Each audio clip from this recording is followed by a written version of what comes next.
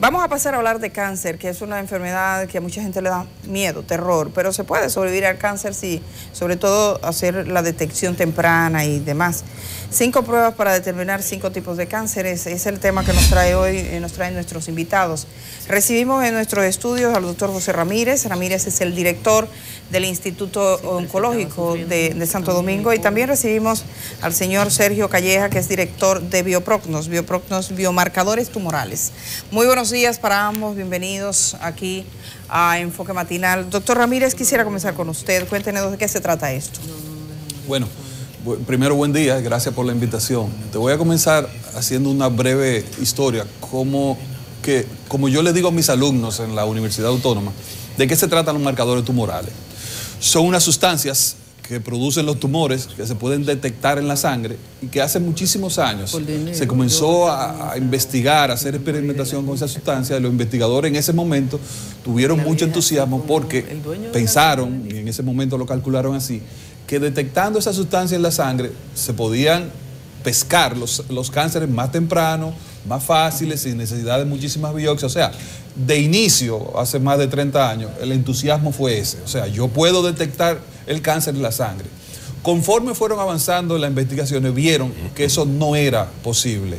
No era posible con lo que tenía en ese momento, porque los marcadores tumorales, esas sustancias individuales, realmente ellos no dieron la respuesta porque no tienen la suficiente sensibilidad y especificidad, y esas dos son dos definiciones un poquito complicadas para esta hora, para el que no es médico. O sea, no tienen la suficiente fortaleza para decirnos, mira, tú tienes cáncer o no tienes cáncer.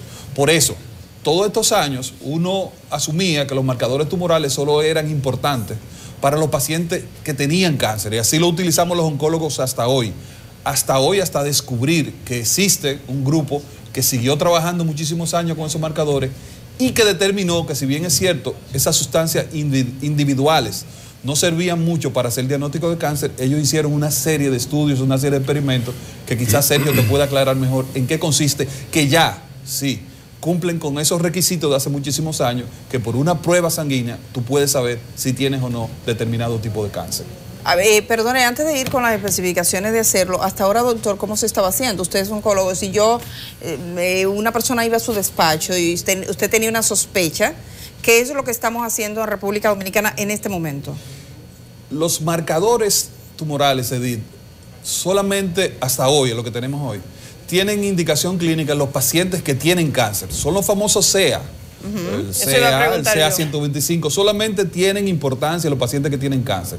El único marcador hoy día que las guías clínicas apuntan que pueden utilizarse en los pacientes sin cáncer, que es el paciente como nosotros, que se está chequeando para ver si tiene algo, es el PSA en próstata. Es el único que tiene indicación clínica para chequeos rutinarios, pero con una cantidad impresionante de estudios que lo denostan, o sea, que dicen que no es bueno para eso. Pero hoy día los marcadores tumorales, los famosos CEA, solamente tienen indicación clínica en los pacientes ya diagnosticados con cáncer. No nos sirven mucho para saber si un paciente tiene o no tiene cáncer. Yo semanalmente en el hospital, en la consulta, recibo muchísimos pacientes que me dicen, mire, doctor, mi médico me hizo estos exámenes de rutina y me salió este CEA alto.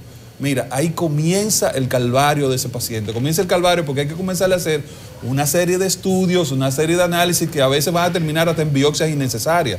O sea, por eso los marcadores tienen indicaciones muy, muy precisas que no son para hacer diagnósticos. Es decir, estos marcadores, a diferencia de las pruebas que se realizan hoy en día, que son el PSA y el CEA, tiene mayor nivel de posibilidades de realmente indicar si existen posibilidades altas de tener un cáncer, por ejemplo. Definitivamente esa es la realidad. Vamos a escuchar a Calleja. El señor Sergio Calleja es el director de una empresa que es de biotecnología. Es una empresa española. Nos gustaría un poco, señor Calleja, primero saludarle, bienvenido. Supongo que está aquí en República Dominicana por este asunto. Que nos explicara un poco en qué es lo que se ha trabajado y cómo se ha estado experimentando y cuáles son los resultados que tienen ustedes al día de hoy. Bueno, muchas gracias por la oportunidad. Como decía el doctor Ramírez, los marcadores tumorales son unas herramientas para el diagnóstico ya ampliamente utilizadas desde hace años. El problema no es que esos marcadores no hayan sido unas buenas herramientas. El problema es que esos marcadores se ven también alterados no solo por la presencia de cáncer en los pacientes, sino por otras razones fisiológicas propias del paciente. Por ejemplo, el famoso PSA se puede ver alterado también porque el paciente tenga pues, otras condiciones benignas, como puede ser pues, una prostatitis o una hiperplasia benigna de próstata. Los CEA, a los que el doctor ha hecho referencia, el CA105, por ejemplo, para la detección de cáncer de ovario en mujer, se puede ver alterado perfectamente con simples metrorragias, presencia de quistes ováricos, astitis, etc. Entonces, lo que nuestros test incorporan es una serie de comorbilidades que los doctores deben informar a la hora de hacerse los test, porque son las principales causas de los famosos falsos positivos. Es decir, nuestros test utilizan información de marcadores tumorales hallados en sangre o en algunos casos, como el test de próstata, también hallados en orina, pero también necesitan esta información de una típica anamnesis, lo que se conoce como la historia clínica, es decir, una exploración sencilla y rutinaria de un paciente. Estamos hablando, los tipos de cáncer, lo que decían que eran 5, sería, ya usted mencionaba el de próstata, ¿los demás? Sí, los otros test que tenemos en este momento ya lanzados y validados en el mercado son para cáncer de mama, que es el último que hemos sacado recientemente, hace unas 2 semanas, cáncer de pulmón, cáncer de ovario, el de próstata que hacían mención, y para cáncer de origen desconocido. Sí. Cáncer de origen desconocido, o sea, sí. También te da, que habría que estudiar.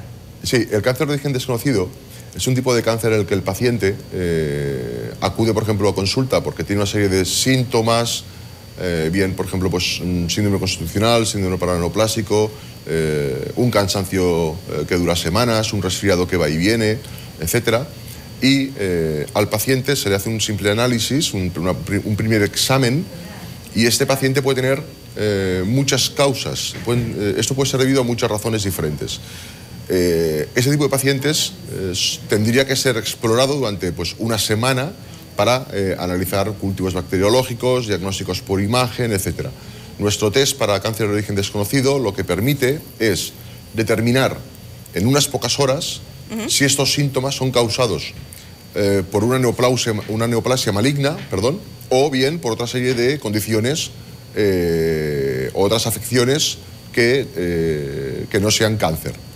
Sí, doctor Ramírez, me gustaría 2 preguntas. Primero, ¿cómo está República Dominicana en la detección temprana de cáncer? Usted es un hombre que dirige el Instituto Oncológico y que ha trabajado muy de cerca con pacientes de cáncer, incluyendo niños, por ejemplo.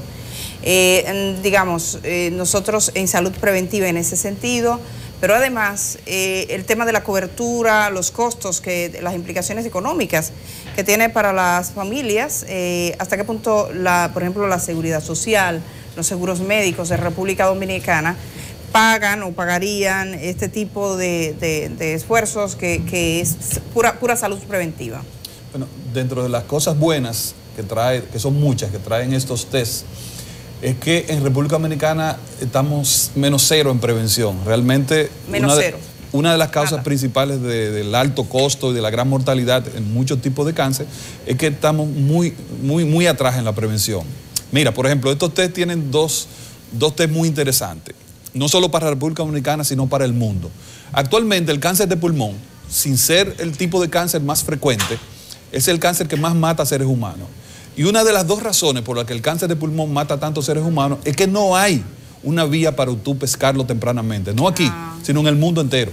Este test puede ser una respuesta a una enfermedad tan letal como el cáncer de pulmón, porque con una prueba sanguínea tú puedes saber si tienes o no tienes cáncer de pulmón. Cáncer de ovario. Realmente el cáncer de ovario, los síntomas iniciales son muy inespecíficos, las mujeres con cáncer de ovario. Una de las razones porque también es tan letal este cáncer es que usualmente se diagnostica muy tardíamente. Esto es una posibilidad a que las mujeres se chequeen anualmente con una simple muestra sanguínea y una historia clínica, como dice Sergio.